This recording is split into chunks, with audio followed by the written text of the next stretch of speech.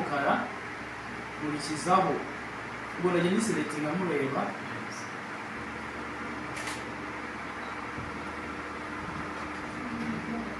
nkurikizaho aka ka ellipse kari inyuma ariko kari ni stroke nyine karakase kameze nk'akazeru ntabwo nyine gatandukanye n'iyo mbere nabajije nkurikizaho aka kabiri kayo ariko uko ubireba neza ntabwo bingana muri dimension imwe akabanza ni gatoya cyane ariko agakurikira kariho kanini ho gatoya ngeri nkurikizaho center ellipse y'umweru iza gushiramo bitewe n'ukuntu nagiye mbona nagiye ndebera komparira nyine kuri object nari mfite cyangwa se nari mfite nagiye ndeba muri ariko nari mfite nyine bikurikiza uko bimeze nkurikizaho ellipse y'umutuku yaranze nkurikizaho rero ntangira gushushanya rero ya karogoto cyangwa se ikirangantego cya Benz Mercedes aka ni agashepu nakoresheje iyo bita tool ya curvature pencil iyi nayo nishe nashushanyije nkoresheje tool ya curvature ayo si n'amashepu nayo nshushanya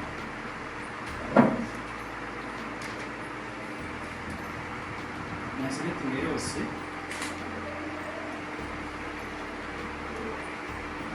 urabona ko yose iruzuye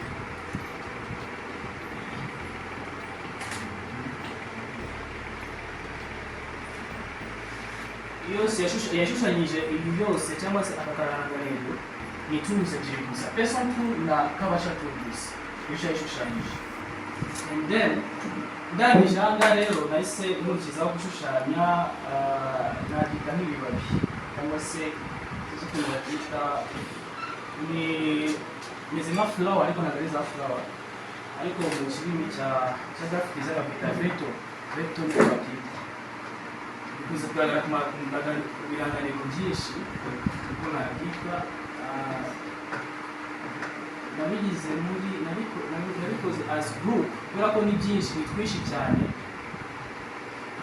urabona nakaka kanavugaga ku ruhande n'ibumoso rero icyo nakoze nabanje gushushanya akangaka ka mbere and then ngora copy kugira ngo bise kuza bingana byose biri muri same image cyangwa se byose bingana neza nakoze copy kugira ngo byose bise bingana niyo mpamvu nako bose bingana kandi biringaniye kose then ndangije niba warakoze copy sorry to interrupt niba warakoze copy imwe iri kureba right in the left sorry niba warakoze copy sagomye ko zose wenda niba ari left ziri ba left niba ari right ziri ba right no tukubona ziri gushaka making zabo birareba indi okay izi nyine byo twita nyine transform nyine muri abaturage and then ndangije nakushishaho amagambo yayo ariyo Mercedes Benz ayangaya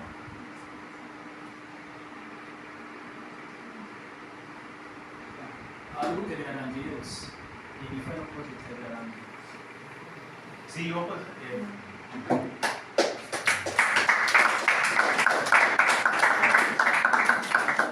igice kimwe kuri uyu murongo w'isaha ya saa tatu n'iminota 20 mbere ya kabiri gushyingo 2024 tukaba turi mu saha ya kabiri urarambuye n'ukamugiye kugezwa n'amasayo tuse ndetse na Byiringiro Josiane. Amakuru yacu araza kwibanda kuri izi ngingo z'ingenzi zikurikira. Muri KSP Rwanda biteguye umunsi w'abanyeshuri bazagaragaza ibyo bize. kuri wa mbere kandi muri KSP Rwanda ari kubera umuhango wo kugaragaza ibyo abanyeshuri bamaze igihe biga. KSP Rwanda ikaba isinyanye amasezerano na radiyo Imanzi. Turabagezaho kandi ko KSP Rwanda yatangaje umushinga mushya wo gufasha urubyiruko kugaragaza impano zabo. Muri aya makuru yacu kandi turaza kurebera hamwe icyegeranyo cyaranze KSP Rwanda. turabagezaho kandi imigabo n'imigambi mishya ya KSP Rwanda 2024-2025. Reka dufate akanya gato turagaruka mu kanya n'amakuru arambuye.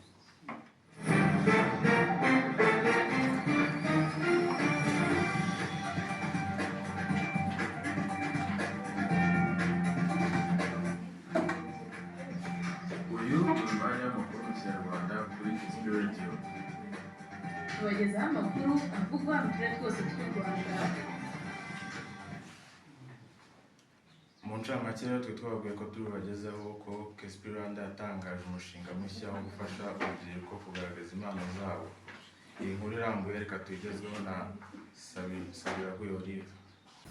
Ikigo cyigenga KSP Rwanda Institute to Professional and Professionalism kuri uyu wa 10 Ukanama 2024 cyatangije umushinga ugamije gufasha urubyiruko kwagura no guteza imbere impano zabo witwa My Talent.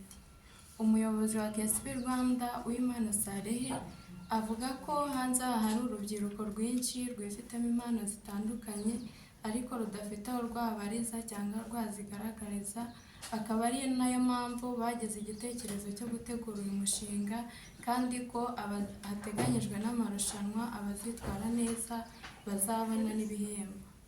Si ibyo gusa kandi twavugishije n'abanyeshuri biga muri KSP Rwanda bishimiye cyane uyu mushinga.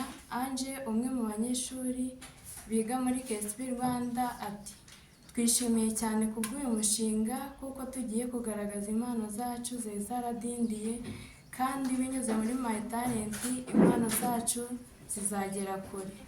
Abarimu nabo bunze mu ry'abanyeshuri. Jean Dodier umwarimu wigisha muri KSP Rwanda ati My Talent izigiye aho igiye kudufasha mu myigishirize yacu, aho tugiye kuzamura impano z'urubyiruko twigisha. Twifuza ko abana twigisha bagera kure yisumbuyeho. KSP Rwanda ikomeje gutanga amasomo y'igihe gito arimo itangazamakuru, gukora amashusho no kuyatunganya, gukora amadizayini atandukanye ndetse no gufotora ndetse no gukomeza kwagura impano z'urubyiruko rw'u Rwanda. Sabiraguye Olive, KSP Radio i Kigali. Amasezerano yabaye ya KSP Rwanda na Radio Imanzi. Amakuru arambuye reka tuyagezweho na Nkundiro. Nubwo ishuri rya KSP Rwanda risanzwe ryigisha amasomo y'igihe gitoya mu mashami atandukanye, ryasinyiye amasezerano na Radio Imanzi FM ikorera ku murongo wayo w'105 n'igice kimwe. Ayo masezerano akaba agamije gufasha abanyeshuri kwimenyereza umurimo no guhabwa akazi ku banyeshuri biga amasomo arimo itangazamakuru, gutunganya amashusho no gukora filimi. Uwimana Sarehe umuyobozi wa KSP Rwanda na Dickson Gahima umuyobozi ureberera inyungu za Radio Imanzi FM bashyize umukono kuri aya masezerano agomba kumara igihe kingana n'imyaka 3, byaba ngombwa akiyongera bitewe n'uko imikoranire izaba yagenda. KSP Rwanda ni ikigo gitanga amasomo mu gihe gitoya, naho Radio Imanzi ikorera ku murongo wa 105. Mwari kumwe nanjye Uwasengikundiro Ange Marie, KSP Rwanda i Kigali. Kuri uyu wa mbere kandi muri KSP Rwanda hari kubera umuhango wo kugaragaza ibyo abanyeshuri bamaze igihe biga. Reka twakire mugenzi wacu Umwizerwa Eric, uratwumva? Yego ndabumva Salim. Yego, watubwira uko umuhango urimo uragenda aho ngaho? Ubu tuvugana neza ndi Kigali ahazwi nka Centre Saint Paul.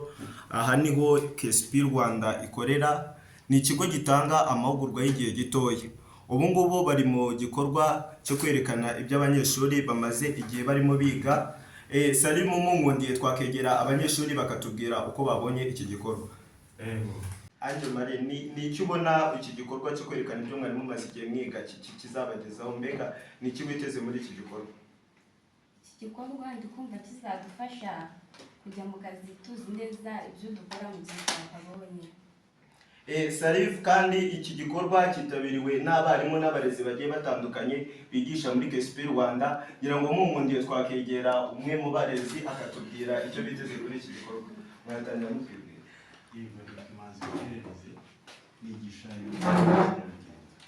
Nk'abarezi ni iki mubona mwitezemo muri iki gikorwa? Ese iki gitekerezo cyo kuba iki gikorwa cyazaho, cyane ko umuyobozi yari yatangiye atubwira ko igitekerezo cyaturutse mu barimu, ni iki mwiteze ku banyeshuri banyu cyangwa se kuri iki gikorwa? Icyo twiteze mu banyeshuri bacu ni kimwe cyonyine, ni icyizere n'ubumenyi twabahaye kubushyira mu ngiro, bakabikura muri theory bakabishyira muri pratique. Twitega kwibona byinshi ndetse n'udushya twihariye, kuko mu bikorwa buri munyeshuri asabwa kuzana agashya k'ubuyobozi. Hanyuma kuba umuyobozi twagira ngo abanyeshuri bateraniye aha ngaha twahoze tubona ibikorwa bigiye bitandukanye mwagezeho, hanyuma turibaza kuri iki gikorwa mwatekereje nka KSP Rwanda, ni iki mwiteze ku banyeshuri banyu? Impinduka za mbere ni uko ni igikorwa kizajya gituma bagera muri icyo twita DEFANCE cyangwa Project Presantation bameze neza, bari tayari, bashobora gusobanura ibyo bize neza. Ikindi twiteze ni uko bamwe mu banyeshuri bashobora kuba uyu mwanya ari umwanya mwiza wa rehearsal, icyo dushobora kwita rehearsal, kwitegura neza mbere ya DEFANCE.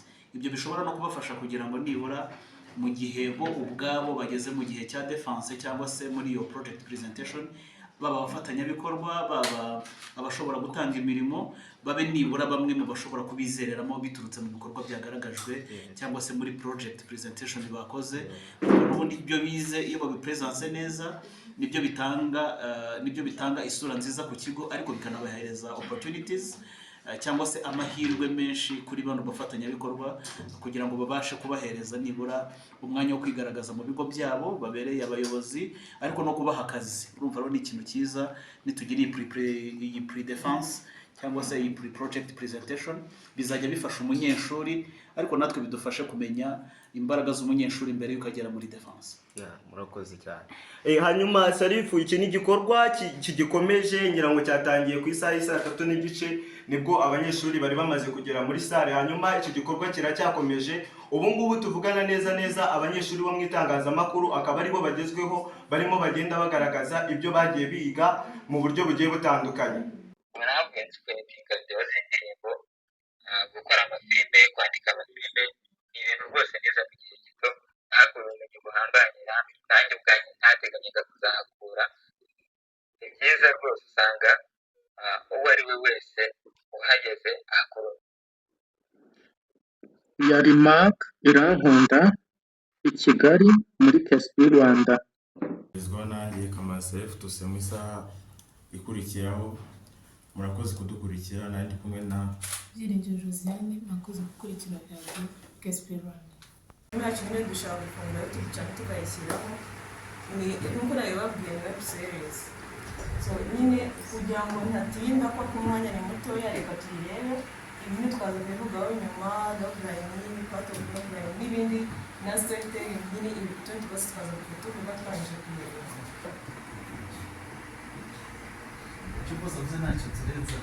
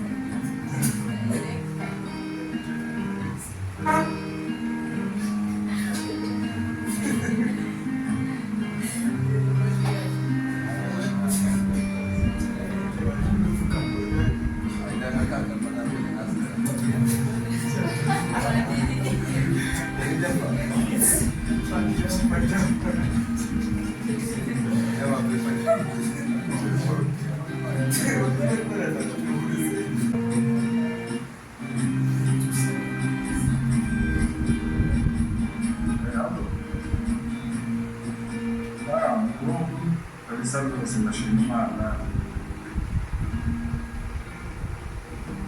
Nibagiwe kukubwira cyane wananyuma nagize amasengesho menshi, ubu bampaye transfer, ubu nibwo nyiva utanze banjyanye i Kigali, ariko ubu nibwo nyashyika, ejo nibwo nzajya mu materaniro. Ubu ngubu kujya dufatanya amasengesho ndi i Kigali.